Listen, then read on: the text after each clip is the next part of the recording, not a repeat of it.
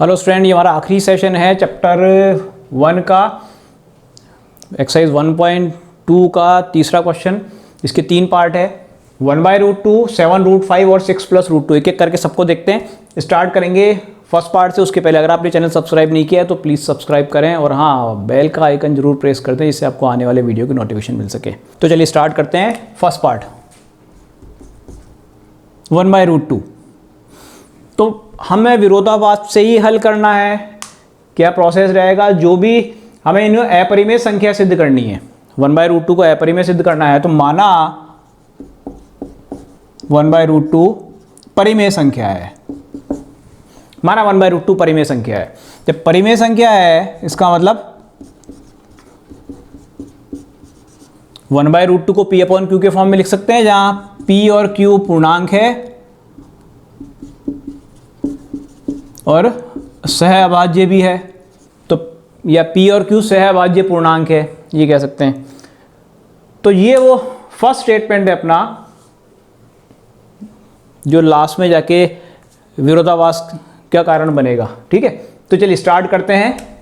1/√2 बराबर P/Q, cross multiply कर दें, Q बराबर √2P, वर्ग कर दें, Q का स्क्वायर बराबर √2 का स्क्वायर 2 होगा और P स्क्वायर बनेगा।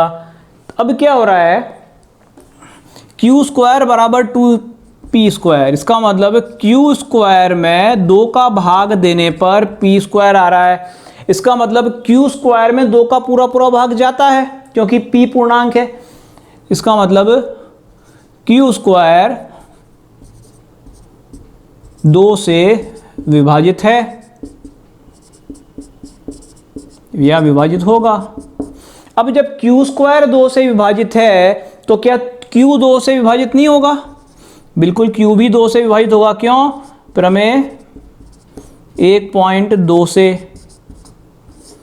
हमने बार बार यूज किया है कि अगर कोई संख्या, कोई अभाज्य संख्या a स्क्वायर को भाजित करती है तो वही संख्या a को भी भाजित करेगी। तो 2 जो है उसका Q स्क्वायर में भाग जाता है तो 2 का Q में भी भाग जाएगा, राइट।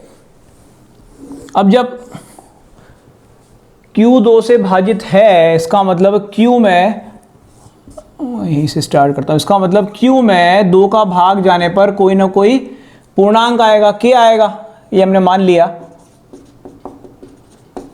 माना, राइट। तो इसका मतलब Q जो है वो 2K के बराबर होगा। तो Q बराबर 2K, अब मैं इसको समीकरण 1 दे देता हूं और Q बराबर 2K समीकरण 1 में रखने पर क्या बनेगा? Q का मान रख दें 2K का स्क्वायर बराबर 2P स्क्वायर, ये हो गया 4K स्क्वायर बराबर 2P स्क्वायर। यहाँ से 2 कैंसिल हो जाएगा तो 2K स्क्वायर बराबर P का स्क्वायर। इसका मतलब K स्क्वायर बराबर P स्क्वायर बटा 2 होता है। इस 2 को यहाँ भाग दे दिया, इसका मतलब P स्क्वायर में 2 का भाग जाता है। इसका मतलब P स्क्वायर 2 से विभाजित है। जब P स्क्वायर जब 2 से विभाजित है तो भैया P ने क्या गुना किया है? P भी 2 से विभाजित होगा। P भी 2 से विभाजित है। क्यों? प्रमेय 1.2 से। अब जब P और Q दोनों ही 2 से विभाजित हैं तो ये जो माना हमने उसका मतलब क्या रह गया? ये इसका विरोधाभास नहीं आ गया क्या? इसका मतलब P व Q दोनों 2 से विभाजित हैं, जो कि इस तथ्य का विरोधाभास है कि P व Q क्या है? सहअभाज्य है। अरे भाई, अभाज्य सहअभाज्य है तो 2 से भाजित कैसे हो सकते हैं? सहअभाज्य तो खाली 1 का ही भाग जाता है, 1 के अलावा किसी का नहीं जाता है। तो P और Q सहअभाज्य है, इसका विरोधाभास आ रहा है। ये इनका विरोधाभास, ये सहअभाज्य है, जबकि यहाँ क्या कह रहा है? 2 से भाजित है। तो ये कॉन्ट्रडिक्शन आ गया। तो ये किस कारण आ रहा है? जो कि अपनी गलत कल्पना के कारण प्राप्त हो रहा है कि 1/√2 परिमेय संख्या है, अतः 1/√2 अपरिमेय संख्या है। यही सिद्ध होता है। तो आगे वही लाइन लिखनी है जो हर बार लिख रहे हैं। तो चलिए नेक्स्ट क्वेश्चन देखते हैं। नेक्स्ट क्वेश्चन है 7√5।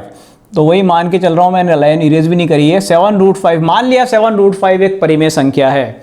जब परिमेय संख्या है तो 7√5 को हम P/Q के रूप में लिख सकते हैं, जहाँ P और Q पूर्णांक है, राइट। ये P और Q पूर्णांक है और P और Q सहअभाज्य भी है। तो ये अपना पहला स्टेटमेंट हर क्वेश्चन में सेम है। अब इसी से आगे प्रोसीड करना है। पुनः 7√5 बराबर P/Q, तो इसका मतलब √5 को यहीं छोड़ दें और 7 को नीचे ले जाएं इधर, तो ये P/7Q हो गया। अब P पूर्णांक है, Q पूर्णांक है और 7 भी पूर्णांक है। इसका मतलब क्या हो गया, P, Q व 7 तीनों पूर्णांक है। क्योंकि P, Q और 7 तीनों पूर्णांक है, अतः क्या होगा, P/7Q ये भी परिमेय संख्या होगी। पूर्णांकों का अनुपात हो गया, परिमेय संख्या हो गई, तो P/7Q परिमेय संख्या हो गई। अब जब P/7Q बराबर परिमेय संख्या, तो क्या √5 परिमेय संख्या नहीं हो गई? तो क्या विरोधाभास नहीं आ गया? √5 परिमेय संख्या है, तो ये इस तथ्य का विरोधाभास है कि √5 तो अपरिमेय संख्या है, परंतु √5 तो एक अपरिमेय संख्या है। तो ये जो गलत परिणाम प्राप्त हो रहा है, ये अपने 7√5 को परिमेय संख्या मानने पर प्राप्त हो रहा है। अतः हमारी कल्पना कि 7√5 एक परिमेय संख्या है, गलत है। अतः 7√5 एक अपरिमेय संख्या है।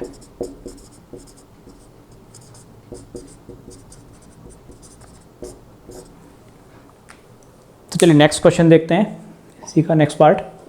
नेक्स्ट है 6 + √2। 6 + √2 को हमने मान लिया परिमेय संख्या। हमें सिद्ध क्या करना था, 6 + √2 अपरिमेय संख्या सिद्ध करना है। तो हमने मान लिया 6 + √2 एक परिमेय संख्या है। इसका मतलब 6 + √2 को P/Q के रूप में व्यक्त कर सकते हैं, जहाँ P और Q पूर्णांक है और सहअभाज्य है। इसका मतलब इनमें एक के अलावा कुछ भी कॉमन नहीं है। अब इसी से प्रोसीड करना है। पुनः 6 + √2 बराबर P/Q। इसका मतलब √2 जो आ गया वो P/Q - 6 आ गया। तो ये भी परिमेय है और ये भी परिमेय है। परिमेय संख्याओं का अंतर भी परिमेय होता है। या तीनों पूर्णांक है, इनको मैं इस तरह भी लिख दूं, P - 6Q/Q। तो ये भी पूर्णांक है, ये भी पूर्णांक है, ये पूर्णांक और ये भी पूर्णांक। तो दोनों का अनुपात जो है ये परिमेय हो गया। तो P, Q और 6 तीनों पूर्णांक है, इसका मतलब ये आपके परिमेय संख्या हो गई। P - 6Q/Q ये परिमेय संख्या है। इसका मतलब √2 परिमेय हो गई। अरे भैया जब ये परिमेय हो गई, ये √2 के बराबर है, तो √2 परिमेय हो गई। और √2 परिमेय होती है क्या, जबकि √2 तो अपरिमेय संख्या है। तो परंतु √2 अपरिमेय संख्या है, तो ये किस तथ्य का विरोधाभास आ गया, जो कि विरोधाभास है कि √2 अपरिमेय संख्या है। आया क्यों विरोधाभास भैया, आया क्यों, इस कारण आया। इसका मतलब जो किस कारण प्राप्त हुआ है, जो अपने गलत परिकल्पना के कारण प्राप्त हुआ है, जो कि